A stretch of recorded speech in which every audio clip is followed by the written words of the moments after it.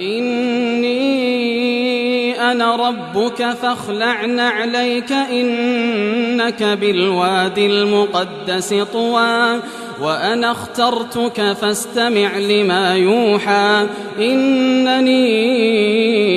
أنا الله لا إله إلا أنا